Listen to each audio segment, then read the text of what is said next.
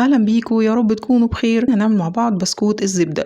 الطريقة دي طول عمري بعملها، ومن أنجح وصفات البسكوت اللي ممكن فعلا تجربوه بجد من غير مبالغة. بيطلع فعلا زي الجاهز بالظبط. البسكوتة هشة جدا، مقرمشة، وفي نفس الوقت بتدوب في البق ذوبان، وكمان ناعمة، يعني ناعمة ومقرمشة في نفس الوقت، وبجد طعمه فعلا فعلا رائع. وفي الفيديو هنقول ملاحظات ومعلومات مهمة، يا ريت تتابعوا معايا الفيديو لغاية الآخر علشان كل اللي انتوا عايزين تسألوا عليه هتلاقوه إن شاء الله موجود في الفيديو ده. ما تنسوش تعملوا لايك كتير للفيديو، وكمان شير واشتراك في القناة اللي لسه جداد على القناة. ويلا على طول نبتدي. المقادير بتاعتنا زي ما انتوا شايفين. اول حاجه هتكلم عنها الدقيق. لازم نختار نوع دقيق يكون كويس، انتوا مجربينه من قبل كده وعارفين ان هو كويس في البسكوت. يعني الدقيق اللي احنا محتاجينه يكون دقيق للكحكه والبسكوت او دقيق للكيك زي ما انا مستخدمه. يعني دقيق يكون ملوش عرق طبعا. وممكن كمان ان انتوا تستخدموا دقيق الضحى او الدقيق اللي مكتوب عليه دقيق فاخر، ما يكونش ابدا ابدا دقيق خاص بالمخبوزات نهائيا. وفي كمان دوبيلا اشتغلت بيه معاكم السنه اللي فاتت، الخاص بالكيك او بالكحك والبسكوت، وكان برضو ممتاز جدا. تاني مكون عندنا هو الزبدة. في الفيديو ده أنا استخدمت الزبدة المستوردة، لكن بتقدروا تستخدموا زبدة فرن أو أي نوع زبدة انتوا حابين. الزبدة اللي هنشتغل بيها عايزينها تكون لينة زي ما انتوا شايفين، يعني لا هي ساقعة قوي من التلاجة تكون محجرة، ولا هي طرية قوي تسيح معايا وأنا بشتغل فيها. تكون بالقوام اللي انتوا شايفينه ده. عندي بعد كده 150 جرام من السكر البودرة، وسواء هتطحنوه في البيت أو هتجيبوه جاهز، المهم إن احنا ننخله كويس جدا قبل ما نستخدمه عشان ميبقاش فيه أي كتل. وطبعا المكونات كلها مكتوبة تحت الفيديو بالأكواب وبالجرامات. عندي حبتين من البيض، وضروري جدا يكونوا بحرارة المطبخ علشان يختلطوا كويس قوي مع بقية المكونات. عندي كمان معلقتين كبار من الحليب الباودر، وأنصحكم إن انتوا ما تستغنوش عنهم لأنهم بيدوا لون رائع وطعم رائع جدا للبسكوت. عندي كمان بيكنج باودر معلقة صغيرة، وهستخدم في الوصفة دي الفانيليا السايلة، أو في وصفات نواعم العيد عموما الفانيليا السايلة، لأن هي بصراحة تعتبر أساسية وهتديكوا نفس طعم البسكوتات الجاهزة بالظبط. هنبدأ الأول بتحضير المواد الجافة. عندي نص كيلو من الدقيق، وطبعا يكون منخول كويس.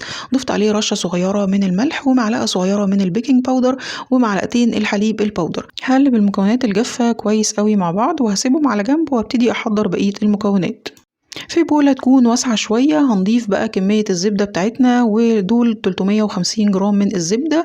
وزي ما انتوا شايفين ابتديت اضرب الزبدة الاول لوحدها قبل ما احط عليها السكر البودرة. عايزاها تبقى ناعمة شوية قبل ما ابتدي اضيف عليها السكر البودرة، او يعني تطرى معايا وتبقى كريمية شوية زي ما انتوا شايفين. هضيف دلوقتي كمية السكر البودرة، وزي ما قلنا هما 150 جرام من السكر. طبعا نخلاهم كويس قبل ما ابتدي اضيفهم، وببتدي اضربهم كويس قوي مع الزبدة. ضرب السكر مع الزبدة من الحاجات الاساسية في الهشاشة بتاعة البسكوتة.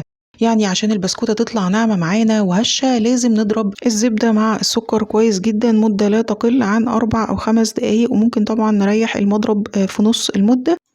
وطبعا لو في عجان هيكون الموضوع أسهل بكتير، لكن أنا اشتغلت معاكم السنة اللي فاتت نفس الوصفة دي بالعجان، لكن المرة دي حبيت أعملها معاكم بالمضرب علشان طبعا اللي ما عندوش عجان يقدر يستخدم المضرب وهيديكوا نفس النتيجة. طبعا بعد شوية ببتدي ان انا اخد الجوانب بتاعة البولة علشان لو في اي سكر على الجوانب بتاعة البولة، وابتدي اضرب تاني لغاية ما المكونات تختلط مع بعض كويس، والزبدة تبقى هشة وكريمية خالص زي ما انتوا شايفين، ولونها يفتح، يعني تبقى شبيهة جدا بكريمة الزبدة. ده بالظبط القوام اللي احنا عاوزين نوصله علشان البسكوت يطلع هش معانا ومقرمش وبيدوب ذوبان. الخطوة اللي بعد كده هي إضافة البيض، ولازم نضيف البيض واحدة واحدة. يعني هنضيف أول بيضة، وهنضيف معاها معلقة صغيرة من الفانيليا السايلة زي ما قلنا في الأول، وهبتدي أضرب البيضة. وطبعا لازم يكون البيض بحرارة المطبخ زي ما قلت لكم علشان يندمج مع المكونات كويس. لو البيض ساقع من التلاجة هتلاقوا الزبدة فصلت وخرزت، ومش هيبقى دي النتيجة المطلوبة خالص اللي احنا عاوزينها.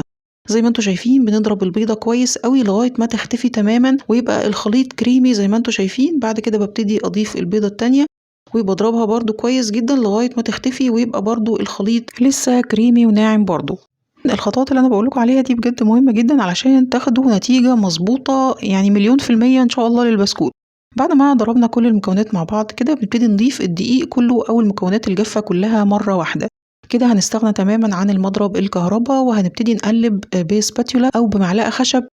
يعني احنا مش عايزين نعجن خالص نهائيا، احنا بس بندخل المكونات في بعض. طبعا كتر العجن ممكن يخلي الزبدة تفصل من العجينة، وطبعا ده هيخلي البسكوتة بتاعتنا تطلع ناشفة ومعضمة، ودي حاجة احنا مش عايزينها خالص. علشان كده من الاول بنختار دقيق يكون ملوش عرق، وكمان ما بنعجنش خالص، بنقلب بس المكونات مع بعض زي ما انتوا شايفين. ده بيكون قوام العجينة، ولا معلقة دقيق زيادة ولا معلقة قليلة، ده بالظبط القوام المظبوط.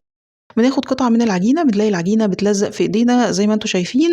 وهقول لكم ملاحظة مهمة جدا، لو انتوا هتشتغلوا البسكوت ده بالكيس يبقى هنشتغل على طول، مش هنريح العجينة لو الجو كويس زي دلوقتي. لكن لو الجو حر ممكن تحطوا العجينة 10 دقايق في التلاجة مش اكتر من كده لو هتشكلوها بالكيس. لو هتشكلوا العجينة بالمكنة يبقى هنريح العجينة في التلاجة لازم مش اقل من ربع ساعة، وهنبتدي نشتغل بيها. هتلاقوها مش بتلزق في ايديكم، وهتلاقوها عجينة ممتازة جدا. يعني العجينة دي نقدر نشتغل بيها في الكيس او نشتغل بيها في الماكينة. زي ما انتوا شايفين هنا دي انواع اكياس الحلواني اللي انا دايما بستخدمها. اللي على اليمين ده كان النوع المصري، واللي على الشمال ده النوع المستورد، والاتنين حلوين جدا. المهم ان احنا نختار الخامة تكون تقيلة. دي التب بتاعة البسكوت اللي انا بستخدمها. ولما نيجي نحطها في الكيس بتاع الحلواني ونيجي نقطع الجزء ده بالمقص، بنقطع جزء صغير يدوب بس تكون طالع منه السنون بتاعة التب زي ما انتوا شايفين كده. ملحوظة مهمة، بنحط جزء صغير على قد بس اللي احنا هنشكله، يعني ما نحطش جزء كبير ونملأ الكيس كله بالعجينة ونبتدي نشكل. العجينة ممكن هي تسيح من الحرارة بتاعة ايدينا، ودي حاجة احنا مش عايزينها خالص. لو العجينة ساحت هتلاقوا الزبدة فصلت برضو، وهتلاقوا البسكوتة هتنشف معاكم. يعني كل ما بقطع صينية بشيل العجينة في التلاجة، على بال ما اخبز الصينية اللي انا قطعتها بطلع العجينة من التلاجة وابتدي اشكل الصينية اللي بعدها. هنا وحبيت اوريكم العجينة بعد ما طلعتها من التلاجة بتكون ده القوام بتاعها. تنفع جدا ان انتوا تشتغلوا بيها في الماكينه على طول. الصينيه مش بتكون مدهونه اي ماده دهنيه خالص، الفرن بيكون شغال من قبلها وسخن كويس جدا على درجه حراره 190. بنحط البسكوت على الرف الاوسط. لو عندكم مروحه في الفرن تقدروا تشغلوا المروحه. انا كنت مشغله الفرن من تحت بس وما شغلتش عليه الشوايه خالص، وده بيكون التسويه المظبوطه بتاعته. مده التسويه بتكون حوالي من 15 ل 16 دقيقه، وما نطلعش البسكوت لونه فاتح قوي علشان ما يطراش معانا بسرعه. كمان لما نيجي نقطع البسكوت في صينية لازم تكون الصينية بردت تماما، او نقطع في صينية تانية تكون باردة على بال ما الصينية اللي احنا طلعناها تبرد. وافضل حاجة للخبز طبعا الصواني الالومنيوم، ولو خامتها تقيلة بتديكوا فعلا التسوية المظبوطة. ويا ريت لو احنا بنعمل العجينة من الاول نشتغل في مكان ما يكونش حر علشان العجينة ما تسيحش معانا بسرعة. وكمان نتأكد من المكونات بتاعتنا ان هي كلها جديدة وطازة، وكمان البيكنج باودر يكون جديد علشان يدينا النتيجة الصح. وبس كده، ده كان الفيديو بتاعنا النهاردة. حاولت اقول لكم كل النصايح والملاحظات المهمة اللي تاخدوا بالكم منها علشان ان شاء الله تطلع معاكم من انجح وصفات البسكوت اللي جربتوها. وواثقة ان شاء الله انكم هتعتمدوا الطريقة دي، ان شاء الله تجربوه ويعجبكم، ومتأكدة مش هتغيروا الوصفة دي ابدا. اشوفكم على خير في فيديو جديد ان شاء الله، وكل سنة وانتم طيبين. بحبكم جدا. باي باي.